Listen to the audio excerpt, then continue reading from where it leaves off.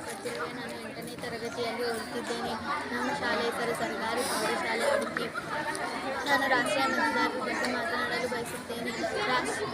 ಭಾರತದ ಮತದಾರರ ಪೂರ್ಣಗೊಳಿಸಬೇಕಾಗಿರುವ ಕನಿಷ್ಠ ವಯಸ್ಸು 18 ವರ್ಷಗಳಾಗಿರಬೇಕು. ಪ್ರತಿ 5 ವರ್ಷಕ್ಕೊಮ್ಮೆ ನಡೆಯುವ ಚುನಾವಣೆಗಳನ್ನು ಸಾರ್ವತ್ರಿಕ ಚುನಾವಣೆಗಳೆಂದು ಕರೆಯುತ್ತಾರೆ. ಚುನಾವಣೆಗಳು ಒಂದು ಪ್ರಜೆ ಒಂದು ಮತ ಎನ್ನುವ ತತ್ವದ ಮೇಲೆ ಕಾರ್ಯವನ್ನು ನಿರ್ವಹಿಸುತ್ತಾರೆ. ಭಾರತದ ಚುನಾವಣಾ ಆಯೋಗವು ಜನವರಿ 25, 1950ರಂದು ರಚಿಸಲಾಯಿತು.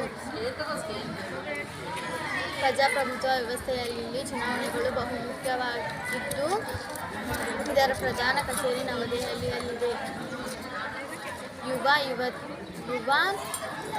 ಚುನಾವಣೆಗಳ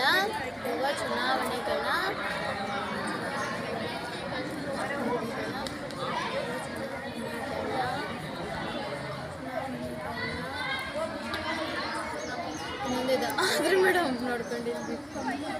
ಯುವ ಚುನಾವಣೆಗಳ